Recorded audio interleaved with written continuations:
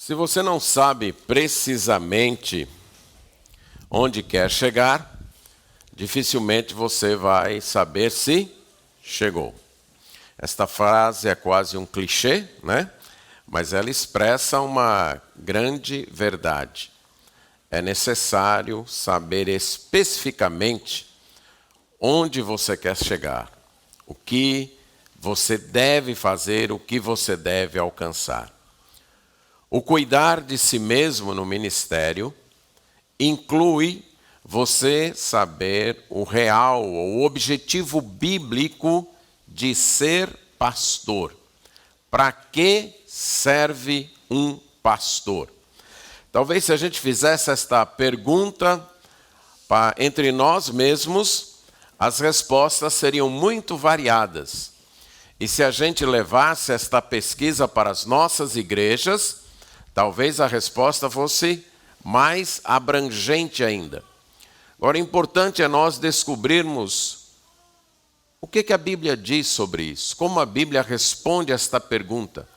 Qual deve ser o alvo do pastorado? Esse alvo é necessário nós sabermos para podermos avaliar o nosso ministério. Como avaliamos se estamos cumprindo realmente nosso papel no ministério? Talvez alguns utilizem o critério de quantidade de pessoas alcançadas. Então, eu cumpri o meu ministério pelo tanto de pessoas que alcancei. Alguns outros pelo tanto de programações realizadas. Quantas conferências eu fiz, quantos aconselhamentos. Alguns outros pelas atividades desempenhadas. Quantas funções eu tenho, em quais grupos ou entidades ou instituições eu sirvo. Ou pela quantidade de construções físicas, né? E aí eu sempre me lembro de um colega do período da juventude, que ele dizia, eu não gosto de comemoração de aniversário de igreja, porque os pastores são quase que apresentados como prefeitos. Na administração do pastor fulano de tal foi construído esse anexo de educação cristã. Na administração, e aí a avaliação pastoral passa pelo tanto de construções feitas. Ou pela apreciação, pelo apreço que a igreja tem do nosso desempenho. A forma como a igreja reage.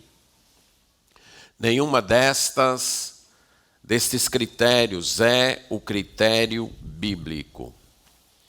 A missão dos pastores, a função dos pastores é guiar pessoas à maturidade cristã, identificando maturidade cristã com semelhança do Senhor Jesus Cristo.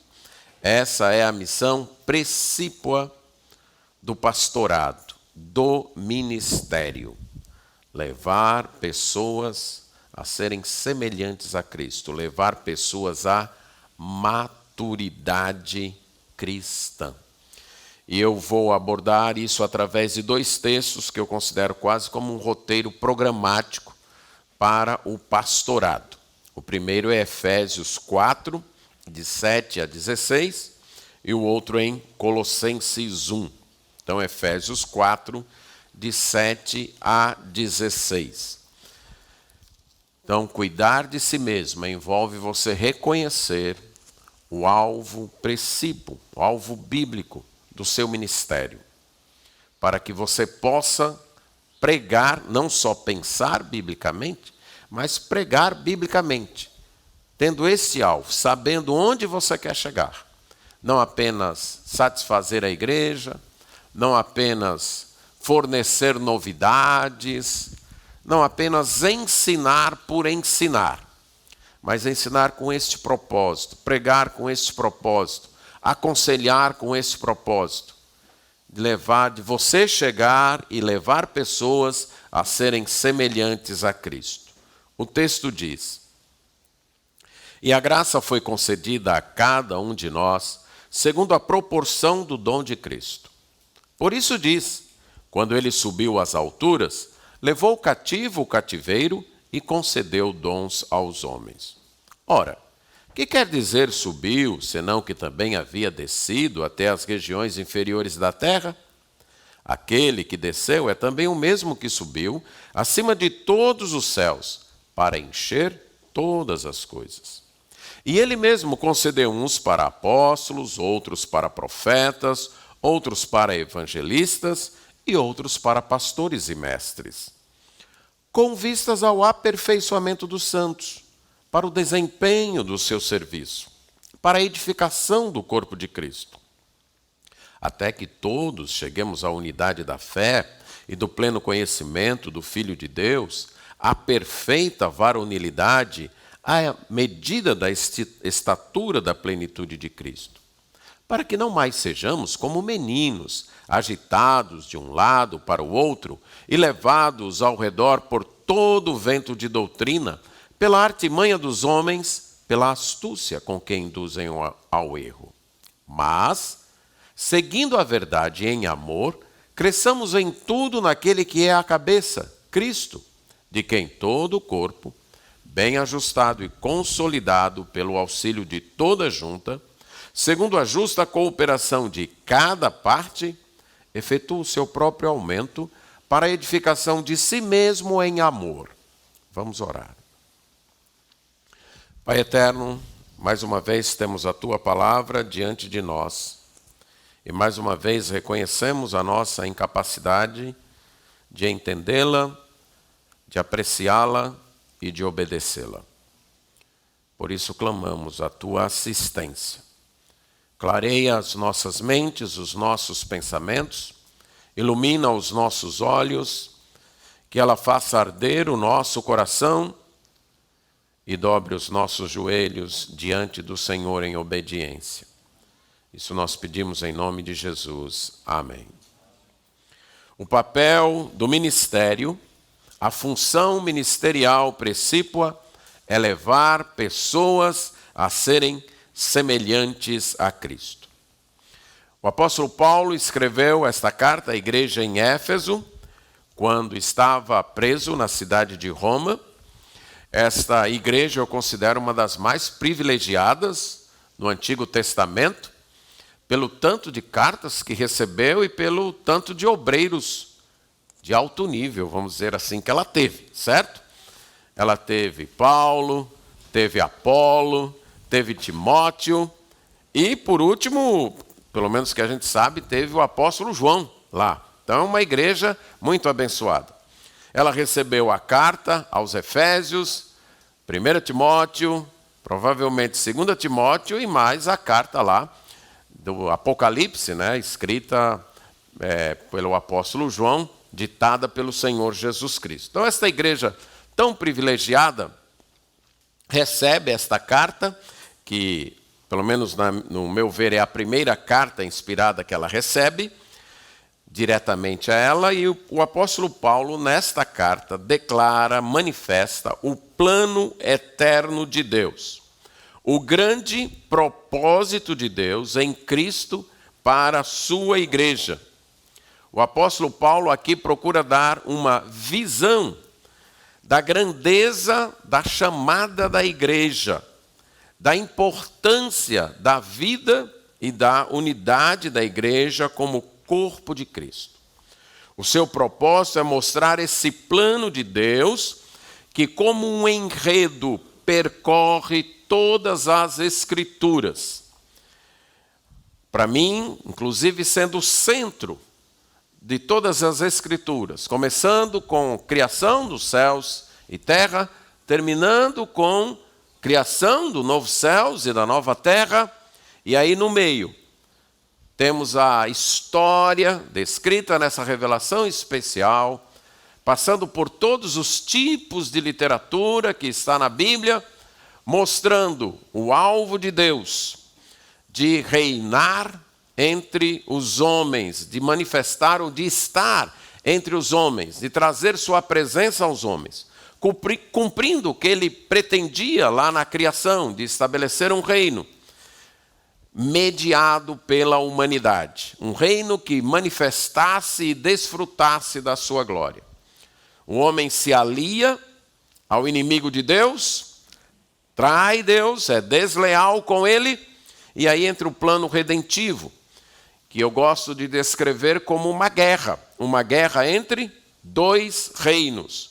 Um reino de direito, um reino que tem o direito de reinar, que é o reino de Deus, e o reino dos rebeldes, e o reino dos rebelados, e o reino daqueles que querem usurpar. Então já uma guerra é declarada em Gênesis 3,15, e ela vai se desenvolvendo em várias dispensações, em várias etapas, quando Deus escolhe famílias, reinos, nações, para administrar, para dispensar este projeto redentivo, esse projeto de um reino que vem se desenrolando. O Salmo 2, para mim, é um dos textos que resume isso, né? Por que os reis da terra se levantam e se colocam contra Deus e dizem, em outras palavras, parafraseando, não queremos que o Senhor reine sobre nós, isso é, sacudamos de sobre nós os seus laços, não queremos que o Senhor reine sobre nós. E diz que o Senhor está no céu e ri. Eu sempre lembro de um colega pastor que teve uma ilustração, aquela ilustração que a gente nunca mais conhece, nunca mais esquece, como um motorista daquelas Scanias grandes, e aqueles cachorrinhos pit latindo lá embaixo, certo? Então ali é como se fosse Deus no seu reino e o cachorrinho lá, o reino dos homens. E Deus diz, olha, uma guinada aqui que eu dou, acaba contigo, mas o cachorro fica lá latindo. É o reino dos homens. Deus ri. A seu tempo lhes há de falar. Deus tem marcado o seu tempo. Ele já constituiu o seu rei, o seu ungido. Está desenrolando o seu plano. E aí o Salmo diz, esse é o momento em que ele oferece a sua paz. Oferece a possibilidade de você se arrepender, de beijar o filho, isto é, de reconhecer, né? Fazer a cerimônia de beijamão do rei, do monarca. Eu aceito que o Senhor reine sobre mim. Eu sou seu súdito. Porque se isso não acontecer, ele vai se irar. Para mim, o Salmo, entre vários textos bíblicos, é um resumo desta história.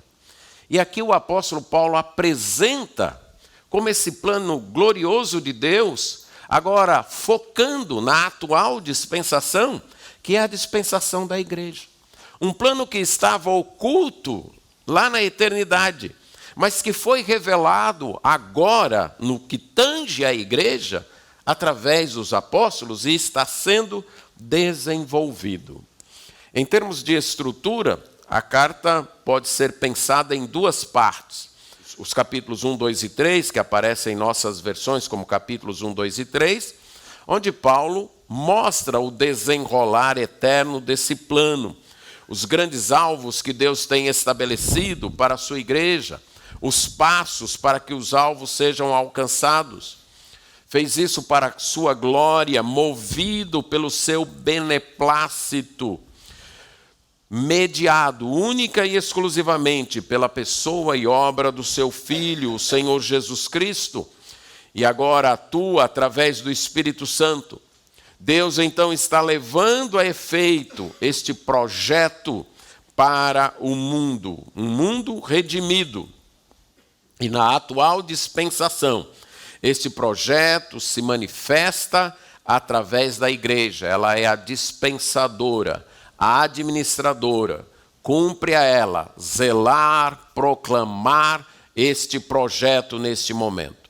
E na segunda parte, os capítulos 4, 5 e 6, Paulo vai mostrar as implicações disso para a vida da igreja. Então é como se ele fosse usando uma linguagem muito usada por alguns comentadores, que é uma linguagem da gramática, ele vai do indicativo para o imperativo. Então ele vai do que a igreja é. A igreja é isso. E já que ela é isso, ela deve se comportar assim. Eu costumo ilustrar como se você estivesse aconselhando um homem que é casado, mas quer viver como solteiro.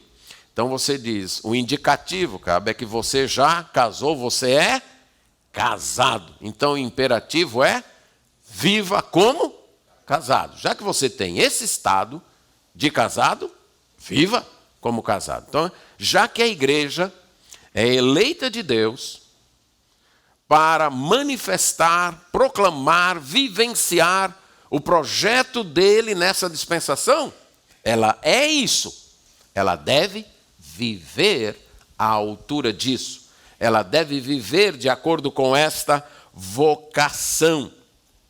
E dentro desse contexto do que a igreja é e do que ela e como ela deve viver à altura disso, ele a trata então do pastor.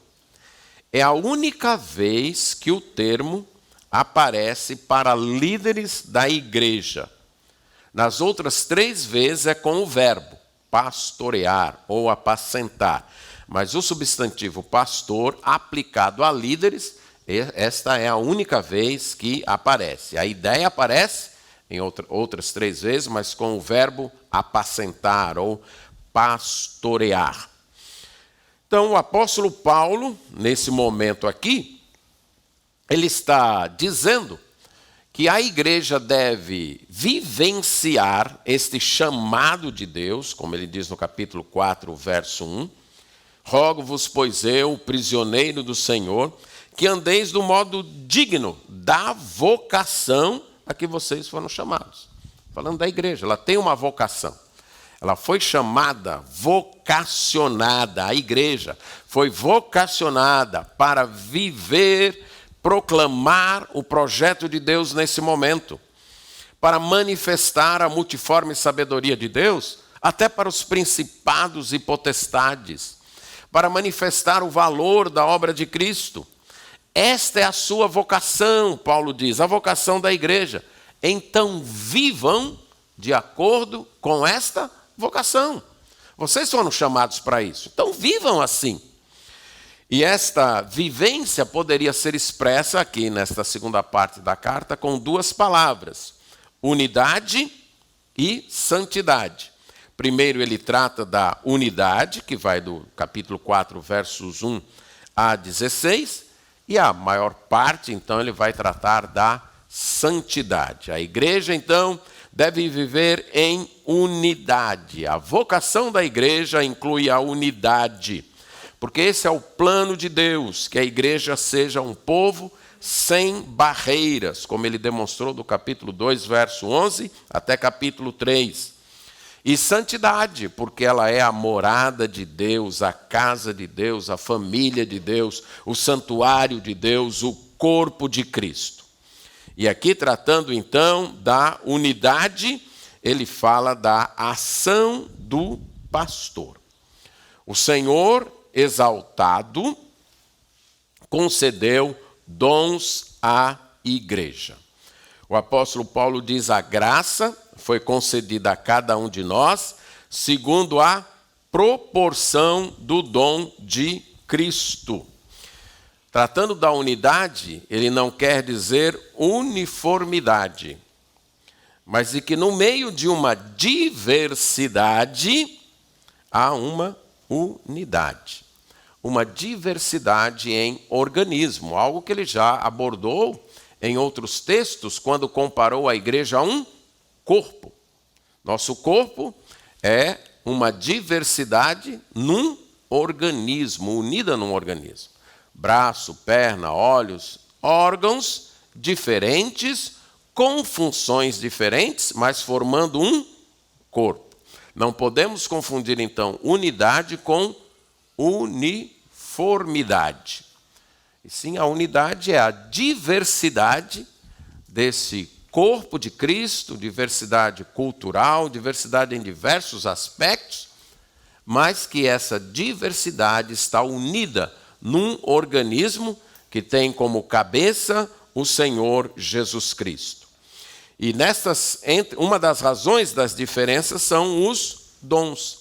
As pessoas receberam dons diferentes, funções diferentes, e necessitam, então, uns dos outros neste organismo.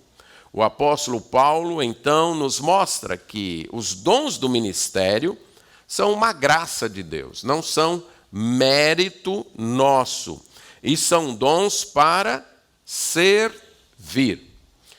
Não há motivo para a gente se gloriar ou tentar se colocar acima de qualquer outra pessoa.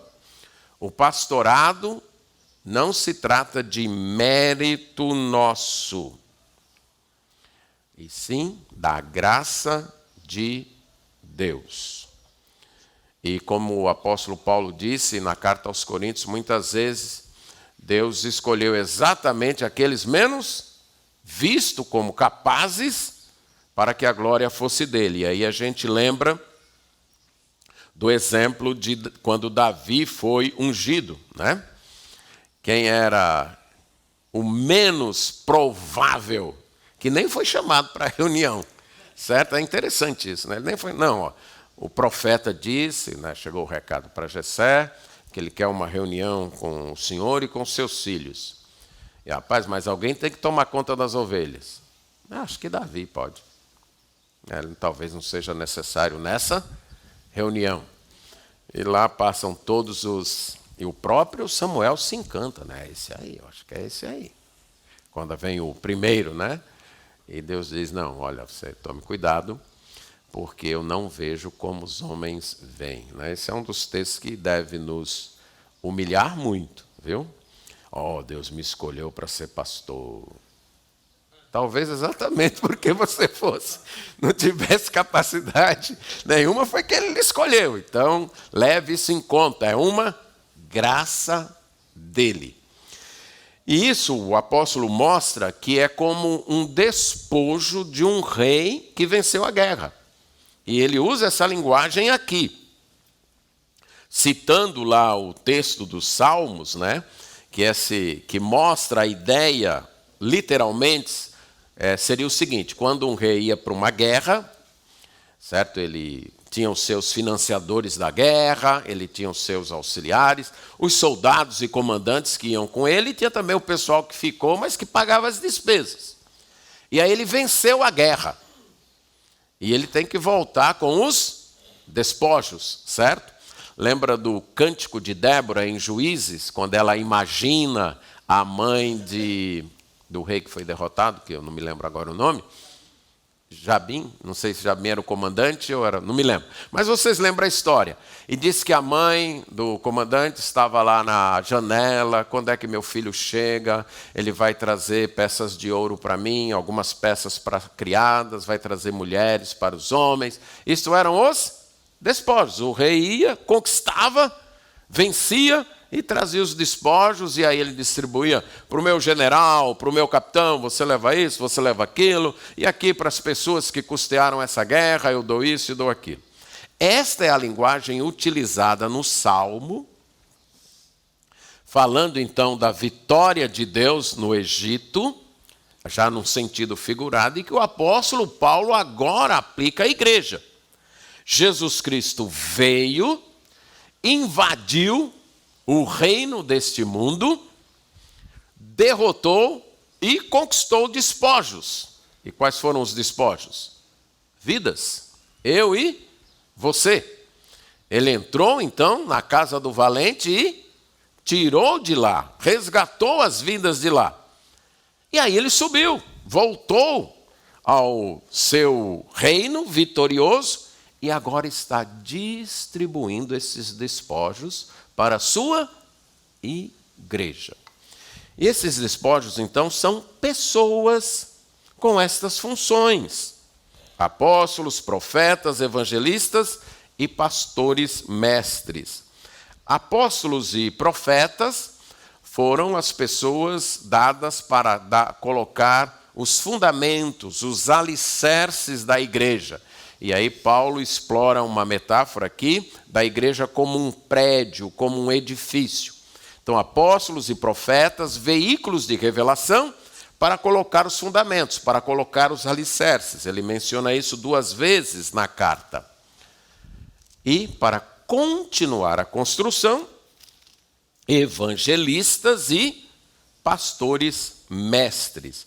A construção aqui pede que pastores sejam entendidos como pastores que são mestres, pastores que são professores. Nem todo professor é pastor, mas todo pastor tem que ser professor, né? Quando a gente vai para Timóteo, eu costumo dizer que a única exigência técnica ali, as outras são todas morais, a única exigência técnica é o quê? Apto para ensinar, literalmente didático. O pastor tem que ser didático, tem que desenvolver essa capacidade para ensinar. Então, Deus fez isso através de Jesus, concedeu à sua igreja evangelistas e, no atual momento, pastores mestres. Para quê? Com vistas ao aperfeiçoamento dos santos. A palavra aperfeiçoamento aqui mostra que, foi usada em outros textos, por exemplo, Mateus 4, 21. Consertar. E ali era consertar redes. E aqui eu quero que você trabalhe sua imaginação para não se frustrar no ministério. Você foi chamado para consertar gente, começando de você mesmo. Nós lidamos com pessoas que precisam ser consertadas, certo? Então, ali no texto de Mateus, os pescadores iam para o mar, ali o lago da Galileia, passavam a noite lançando as redes e quando voltava tinha que consertar as redes, porque na noite eles iriam voltar e precisariam ver se a rede tinha alguma coisa ali furada, coisa desse tipo, consertar as redes. Consertar pessoas é o nosso papel. Restaurar ou corrigir em Gálatas 6:1. Restaurar, corrigir pessoas. Reparar uma fé deficiente. 1 Tessalonicenses 3:10. Lidamos com pessoas com fé deficiente. Eu vou voltar a tratar disso, mas eu quero enfatizar bem isso. Deixe-me perguntar a você. Você cria em tudo que você crê hoje e na forma como você crê hoje quando se converteu? A resposta óbvia é qual? Não. Claro. Agora, muitas vezes, qual é a nossa expectativa quanto a um novo convertido?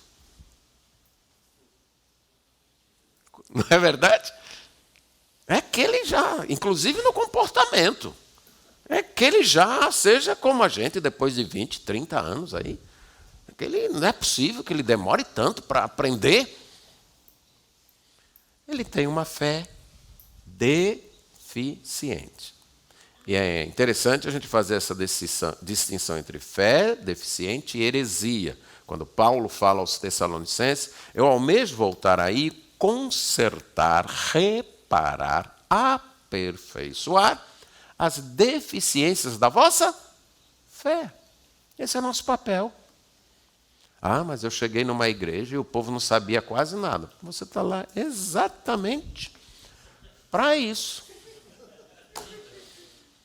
Algumas vezes eu vejo alguns colegas se comportando como um médico que trabalha no hospital. Rapaz, mas aqui só tem doente. Eu não sei por que me mandaram. Só tem doente nesse hospital. Não sei. Meu amigo, é isso aí mesmo. Você não é médico? Está empregado no hospital, esperava o quê? Algumas vezes, a minha sensação é que alguns de nós temos esse espanto. Rapaz, essa igreja tem uns crentes tão imaturos. Tem algumas pessoas que não sabem quase nada da Bíblia. E vem à lembrança um irmão muito querido, já falecido. Ele trabalhava como fiscal em obras. E ele tinha um ajudante. E quando ele chegava, o ajudante, mas seu fulano, o senhor viu quantos problemas tem aqui? Fique quieto. Porque se não fosse os problemas que tem, a gente não estaria empregado aqui. Certo? Nós estamos aqui exatamente para verificar e corrigir os problemas. Creio, irmãos, que por trás dessa, muitas vezes, frustração e reclamação, está uma ideia de glamour no pastorado. Penso que alguns de nós, quando jovens, entramos no pastorado por chamada divina, é claro, mas com muita ideia de uma função cheia de glamour. Pessoas que seriam admiradas, estariam pregando, falando, estudando a Bíblia, no meio de um povo eleito. Existe função melhor? Pense bem, existe alguma coisa melhor? Você trabalhar no meio de um povo eleito, fazer algo que vai permanecer para a eternidade. E é tudo isso mesmo. Mas na maior parte, o serviço, aí eu comparo como serviço de dona de casa. A dona de casa lava a roupa hoje e a semana que vem, lava de novo. Faz comida hoje e amanhã, faz de novo. Lava a louça hoje e amanhã, lava de novo. Ou talvez hoje mesmo, ela tenha que lavar de novo. Há um autor francês, ele escreveu um livro Pároco de Aldeia, e ele se refere ao padre, mas que tem muita aplicação. E ele trata exatamente disso, dessa função rotineira, de tirar o pó da igreja. Ele diz, é todo dia. Todo dia você tem que tirar o pó da igreja, certo? Tirar a poeira da igreja. Porque a poeira vai chegando, e ele fala do risco disso se tornar um tédio. Na literatura que ele narra, um tédio para o padre, para o pároco. Mas eu transfiro um tédio para o pastor. E muitas vezes você aconselhou um casal, 2 horas ali, terminou, ufa, eles terminaram bem, graças a Deus. Eu acho que com esse aí eu não tenho mais problema, não. Daí 1 mês, lá vem eles de novo. Meu Deus, o que foi dessa vez? E se você não... Eu estou aqui para... Isso, é para isso que eu estou aqui. As pessoas não adoecem só uma vez, não. Elas levam tempo para aprender. Num casamento, não é terminar a sessão de aconselhamento, agora vocês se abraçam, se beijam, a gente ora, pronto, está resolvido. São hábitos. São vícios do coração, cultivados muitas vezes desde a infância, com perspectivas erradas, idolatrias cultivadas que nem as próprias pessoas estão conscientes destes vícios. E a gente muitas vezes com apresentar 4, 5 referências e explicar, espera, pronto, agora resolveu, agora eles não voltam mais aqui. Com esse problema não, mas vão voltar. Aí você investe 1 ano de sua vida preparando alguém para o diaconato. E aí, pouco tempo depois que a pessoa assume, ela cai num pecado grave. Se você não tiver a visão de que eu estou aqui para aperfeiçoar santos, você vai se frustrar e pode acontecer ou o abandono, ou um levar por levar. Eu já não tenho mais idade para mudar de profissão. Não sei nem mais se eu consigo fazer outra coisa lá fora. Tenho uma família para sustentar. O pastorado não me dá mais satisfação, mas o jeito é ficar. Agora, para mim, isso é uma perda da perspectiva. É você achar... glamourizar o ministério. O ministério tem seus momentos como esse aqui, né? Fantástico, não é isso? A gente se sente até mimado, não é? Mas esse é o Monte da Transfiguração. Quando você descer, você vai ver um endemoniado lá. Não foi isso que aconteceu com Jesus? Que os que estão lá na igreja não conseguem expulsar e tem toda aquela incredulidade. Essa é a vida do ministério. É isso. Estamos aqui para aperfeiçoar, equipar, treinar, para que os crentes então possam fazer o serviço, certo?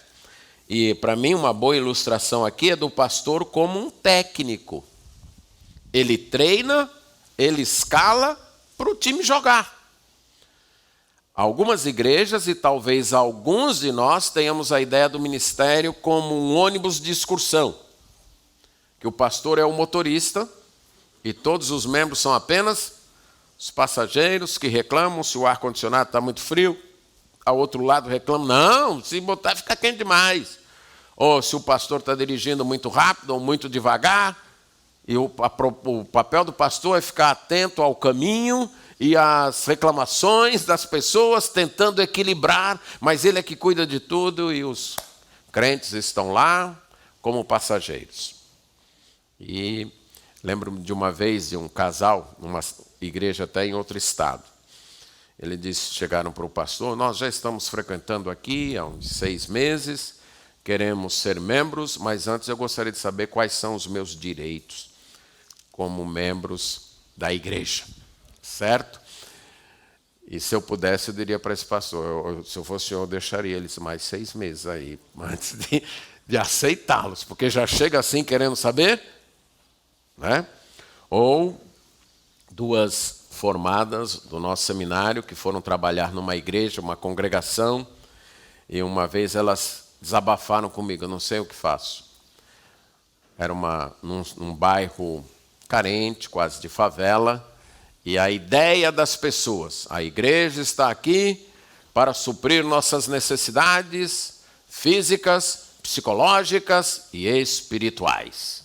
Falou, pastor, a gente ouve isso todo dia, todo mundo que chega aqui pedindo alguma coisa ou requisitando alguma coisa, é isso. E algumas vezes estas ideias somos nós que, sem perceber, alimentamos. Mas a ideia melhor, ou a ilustração melhor, é do pastor, do evangelista missionário como um técnico, certo? Que treina. E que até pode ajudar a pessoa a identificar qual posição ela joga melhor. E escala o time. Ele pode até jogar ou deve jogar junto com o time, mas não é ele que faz tudo. Não é ele que cuida de tudo. Não é ele que bate o escanteio e corre para a área para cabecear. Não. Ele treina, ele aperfeiçoa, ele restaura para o desempenho do seu serviço, para que o corpo seja edificado. Tudo isso tendo um alvo maior, que as pessoas sejam semelhantes a Cristo. E é esse o processo. Ensinar para reparar a fé deficiente, para consertar os erros, para equipar, para aperfeiçoar, para que as pessoas possam servir, possam frutificar.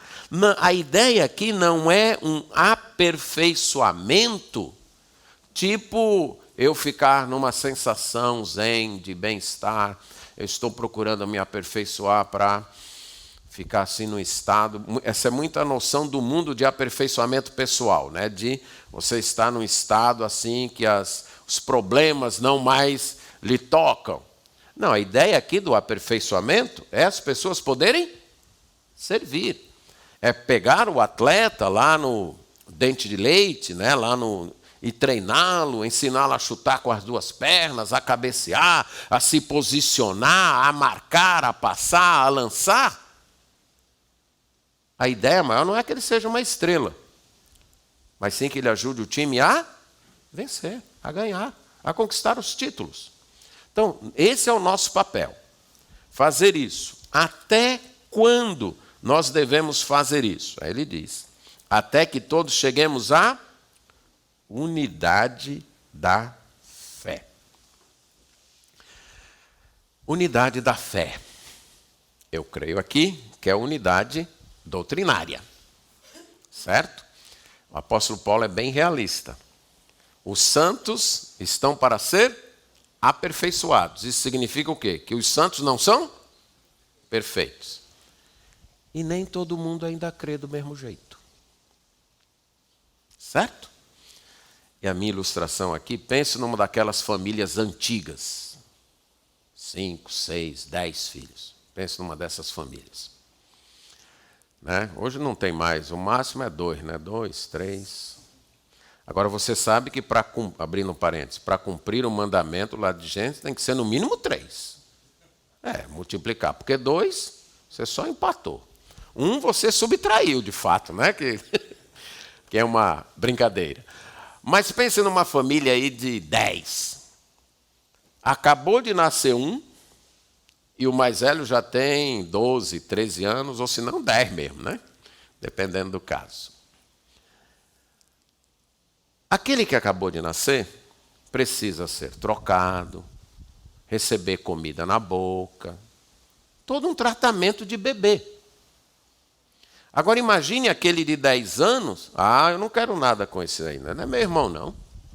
Ainda faz as necessidades nas fraldas, não sabe nem falar, nem come direito, ele come, a gente tem que colocar comida na boca. Não faz parte da nossa família. É essa a atitude?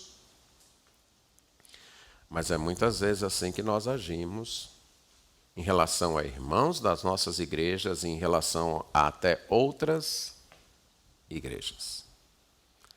Esquecemos que nem todos temos ainda a unidade da fé. E estamos trabalhando para chegar lá. Um dia, todo mundo vai crer como eu creio.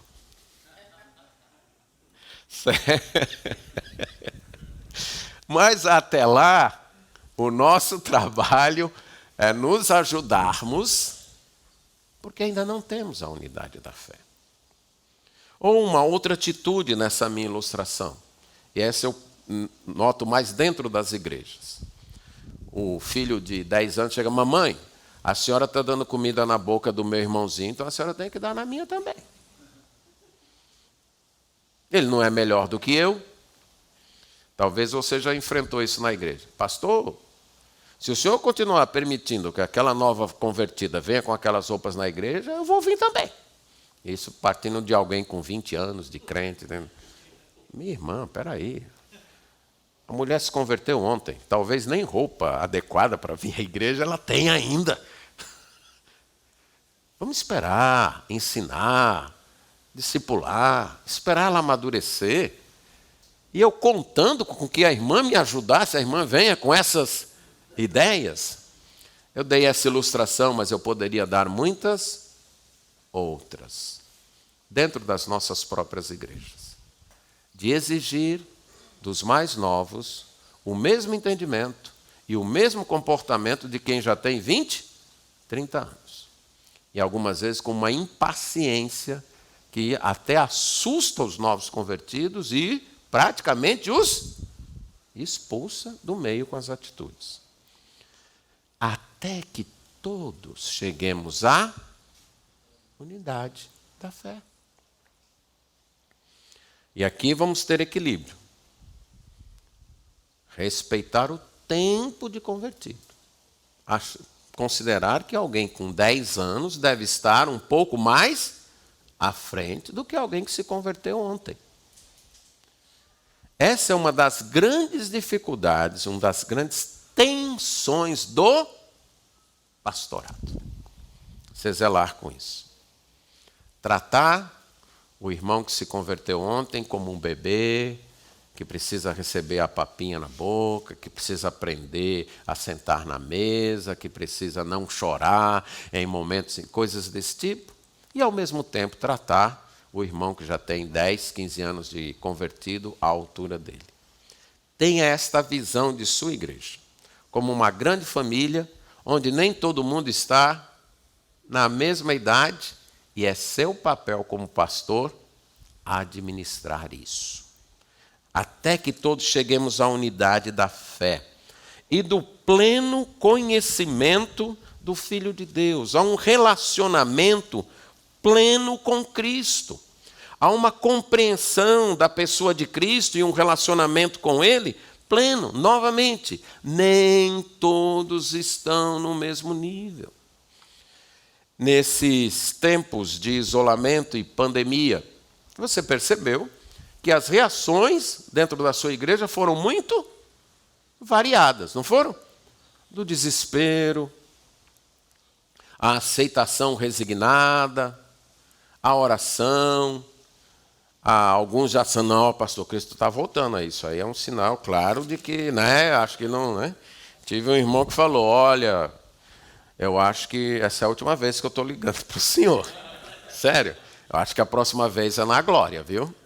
Logo quando começou, Mas o que isso significa?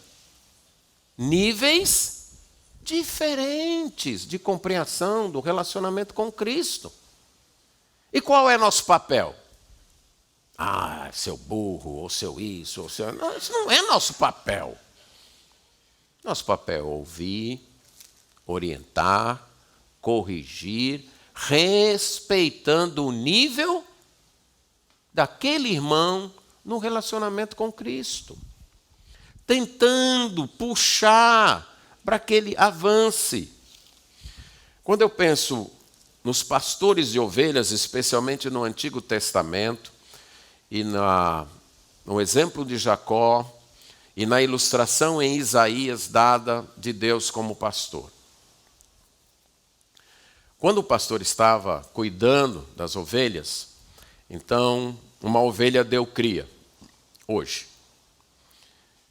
Aquela ovelha não poderia caminhar na mesma rapidez, com a mesma energia das outras ovelhas.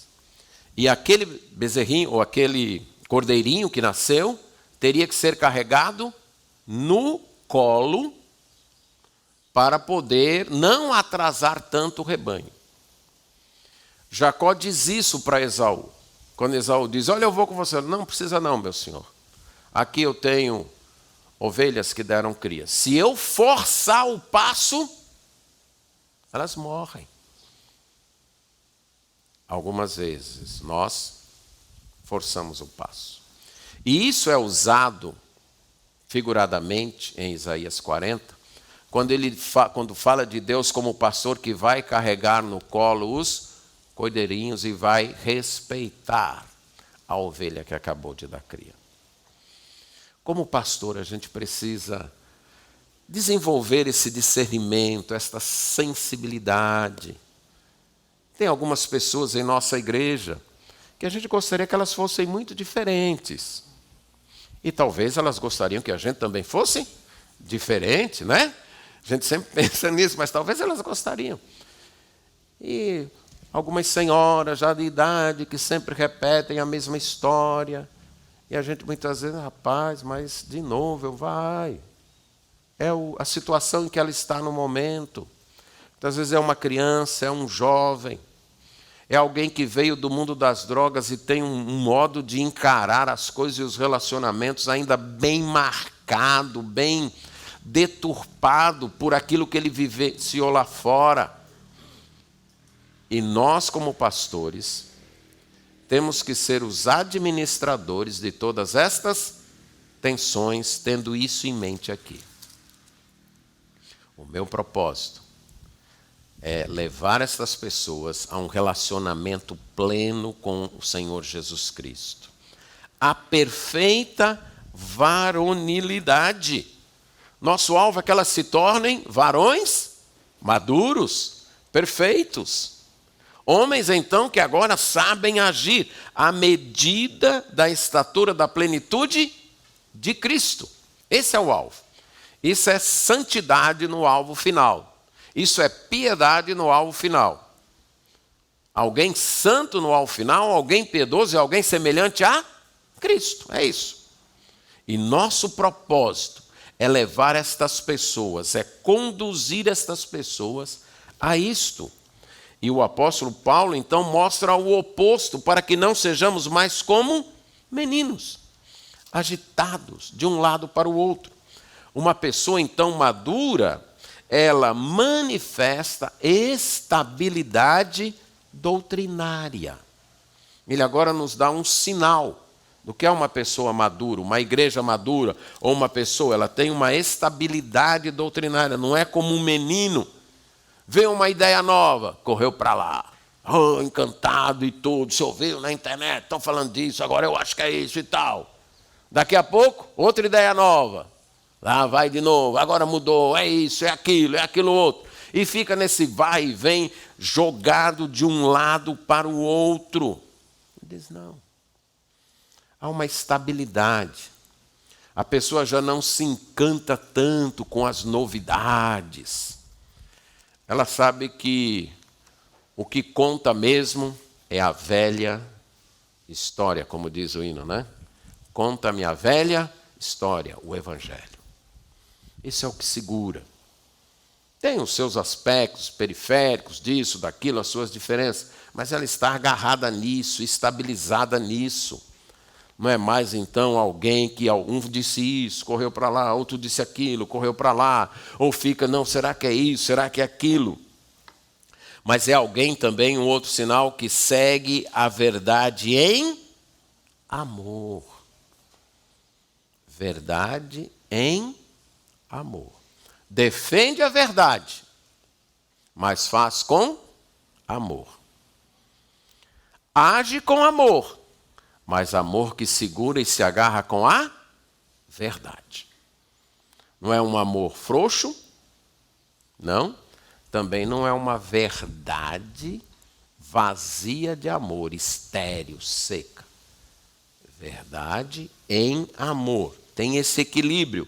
É outra característica da pessoa madura. E envolvida num crescimento participativo. Crescendo em tudo naquele que é a cabeça, Cristo, de quem? Todo o corpo. Paulo partiu do cada lá, né, dos dons diferentes, agora todo o corpo, pelo auxílio de toda a junta, segundo a justa cooperação de cada parte, efetua o seu próprio aumento para a edificação de si mesmo em amor. Esse é a nossa função. Esta é a nossa função. Esse é o nosso papel. Precisamos manter esta visão. Eu sou missionário nesse lugar com esse alvo. Deus tem pessoas aqui que o Evangelho vai alcançar. E através da pregação do Evangelho, do ensino das Escrituras, minha função é conduzir estas pessoas para que elas sejam semelhantes a Cristo. É assim que a gente mede o ministério. Mas o grande problema é que isso não é tão visivelmente mensurado. Há vários sinais. Eu apresentei alguns aqui em Efésios, que é a estabilidade doutrinária, o equilíbrio entre verdade e amor e o trabalho participativo para a edificação, mas você pode ver isso estudando a ideia maduro nas Escrituras, perfeito no sentido de maduro, que há pelo menos 6 outros sinais de uma pessoa madura, de uma pessoa semelhante a Cristo, certo? Foi para isso que nós fomos chamados. Prédios existem por causa desta necessidade. Não é nosso alvo principal construir prédios. São meios, não fim. Plantar uma igreja não é construir um templo. Plantar uma igreja é pregar o Evangelho e ter um grupo de pessoas que assumiram, pela graça de Deus, um compromisso com Cristo e estão caminhando para serem semelhantes a Cristo. O prédio vem por conta de uma necessidade. Programações existem de acordo com as necessidades. Nós não podemos sacralizá-las.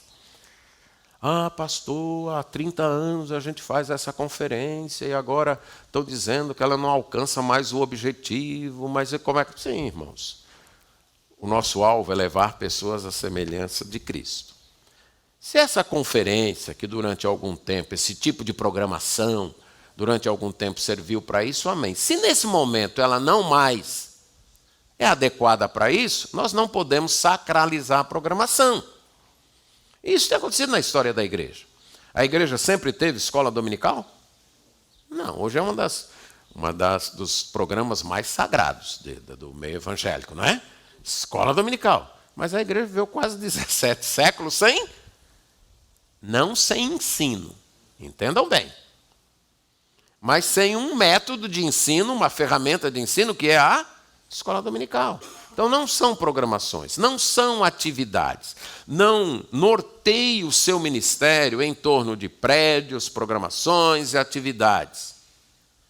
Norteie em termos deste alvo, de levar pessoas a serem semelhantes a Cristo. Sua pregação, seu aconselhamento, as programações, os próprios projetos de construção, todos devem cooperar, caminhar para esse alvo. E no momento em que deixarem de servir a esse alvo, devem ser o quê? Deixados de lado. Ok? Não podemos nos amarrar e esquecer do alvo. Há uma ilustração que o pastor Gary, quando professor no seminário, contava de um rei que perdeu a esposa. E ele ficou muito triste, chegando à depressão. E os seus ministros, muito preocupados agora, com o que vai ser do reino, o rei só consegue chorar pela esposa, não consegue fazer mais nada. Alguém teve uma ideia. O senhor poderia fazer uma construção, um mausoléu para sua esposa, para a memória dela. Ele começou a se empolgar. Aí ele contratou arquitetos, escolheu o melhor projeto, contratou engenheiros, se envolveu na obra, fiscalizando, verificando os materiais, e foi indo. Um dia ele passa no meio da construção e tropeça em algo e dá um chute. Quem colocou isso aqui? Era o caixão da esposa. A ilustração visa dizer o seguinte: no envolvimento do dia a dia, a gente pode facilmente esquecer do alvo, do propósito. Então, mantenha esta visão. Fui chamado por Deus, por pura graça doado à igreja, para conduzir pessoas à semelhança de Cristo. Esse é um trabalho que vai terminar quando, irmãos? Quando é que você pode dizer, pronto, pastor, aqui nessa igreja eu consegui, já. Todo mundo aqui é semelhante a Cristo. Isso é um trabalho com prazo até a volta de Cristo. Pronto. Então não fique frustrado de ter que varrer, tirar o pó de novo, lavar a louça de novo, aconselhar aquele casal de novo, treinar diácono de novo. Não. Este é o nosso trabalho hoje, amanhã, depois, e depois, e depois. É isso. Cuide para não ficar frustrado. Indo rapidamente para o outro texto, Colossenses, esse texto assim é daquele tipo que veio, foi esfregado na minha mente, quando eu ainda era pretendente a estudar num seminário, e visitava os seminários, e num dia do seminarista, que era chamado de um certo seminário, eu fui, e normalmente nesses dias você tem pregação de despertamento vocacional, e eu nunca esquecia a pregação do pastor, dai-lhe vós mesmos de comer, aquele texto lá de Mateus. E a outra coisa que ficou marcada foi a aula da professora de educação cristã, que ela falou do propósito da educação cristã, mas desde aquele dia eu falei, isso não é só o propósito da educação cristã, não. Esse vai ser o meu roteiro programático para o ministério. Colossenses 1, 28 e 29. Há uma carta escrita muito assemelhada, talvez na mesma época da de Efésios. Paulo diz, o qual, se referindo a Cristo, nós anunciamos, advertindo a todo homem, e ensinando a todo homem em toda a sabedoria, a fim de que apresentemos todo homem perfeito em Cristo. Para isso é que eu também me afadigo, esforçando-me o mais possível, segundo a sua eficácia que opera eficientemente em mim. Um roteiro programático aí para o nosso ministério. Qual é o alvo? Apresentar todo homem perfeito em Cristo. Nosso alvo é gente. Nós trabalhamos com gente, consertando gente, reparando gente. Uns consertam carros, outros consertam computadores, tal. Nós consertamos gente, a começar de nós mesmos. Sempre veja isso, a começar de nós mesmos. Esse é o nosso papel. E qual é o alvo? Apresentar a pessoa perfeita. A ideia de perfeito aqui é maduro, completamente desenvolvido. Tiago 1,14, 1 Coríntios 14, 20. Mostrar uma pessoa que não é mais menino, mas é maduro em Cristo. O modo: anunciando, proclamação, pregação.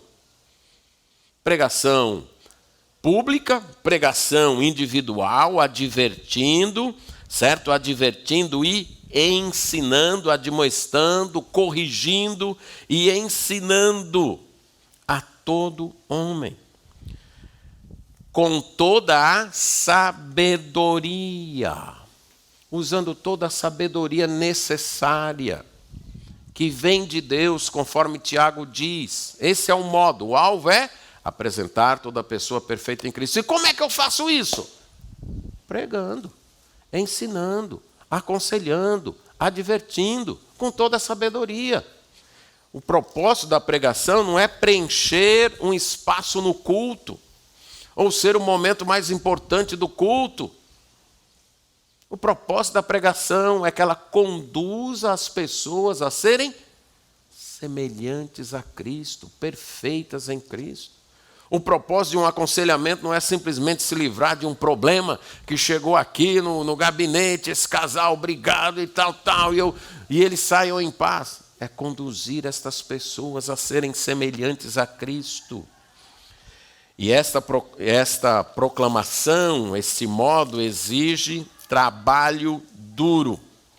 Por isso é que eu também me afadigo. A ideia aqui, usada também em 1 Timóteo 5,17, para aqueles que se afadigam na palavra e no ensino, era um termo usado para as disputas, as competições atléticas, do atleta que se esforçava.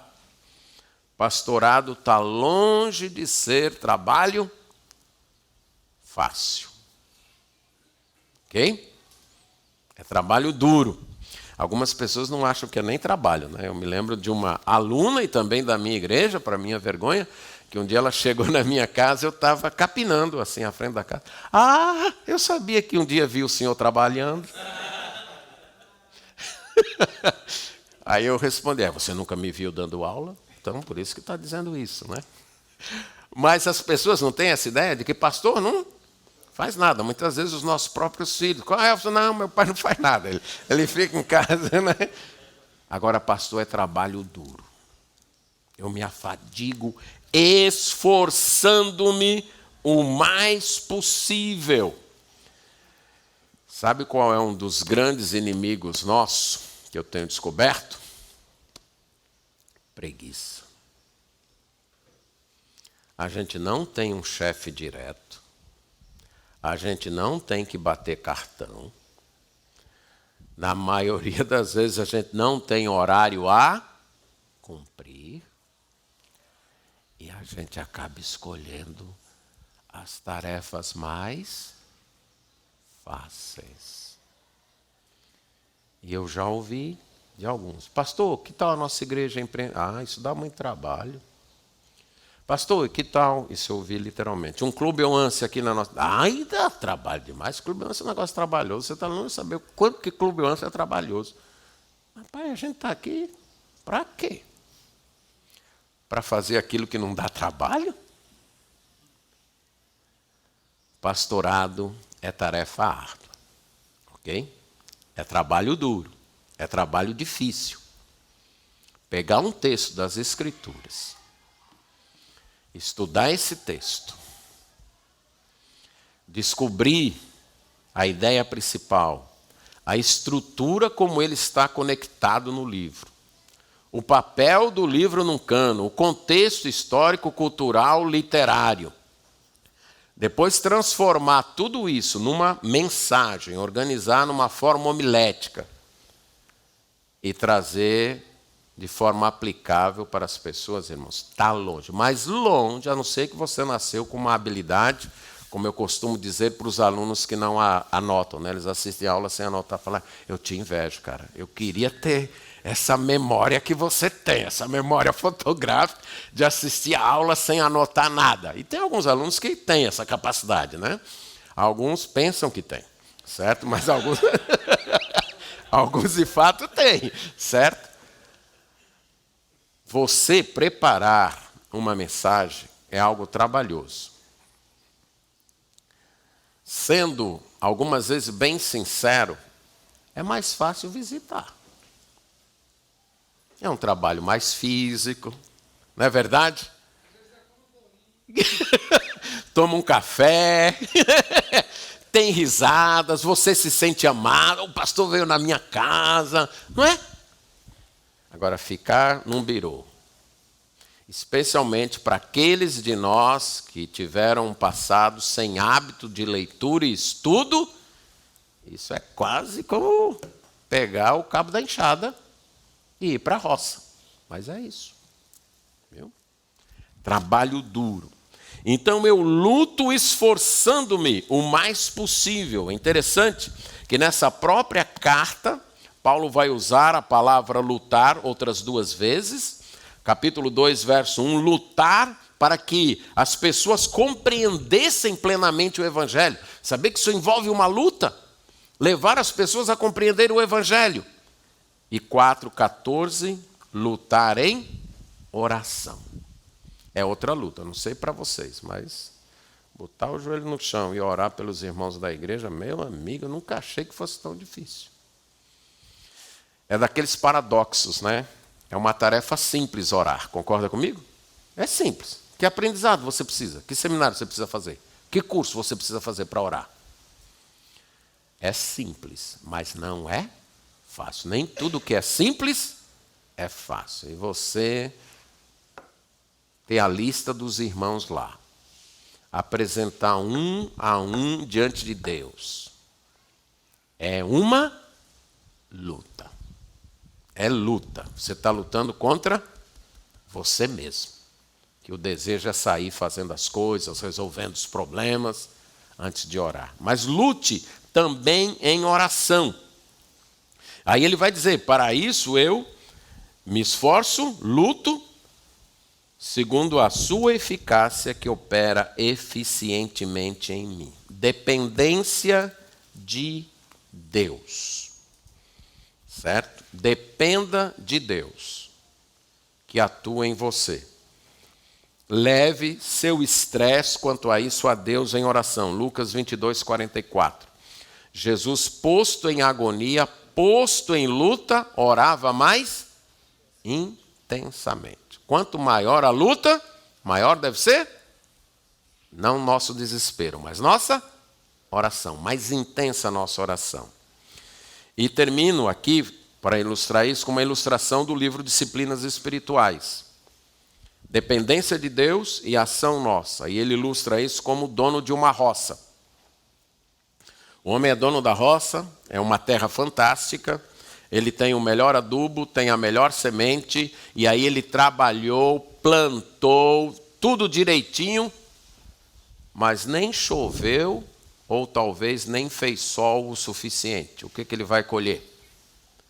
Muito pouco ou quase nada. Ele depende de Deus.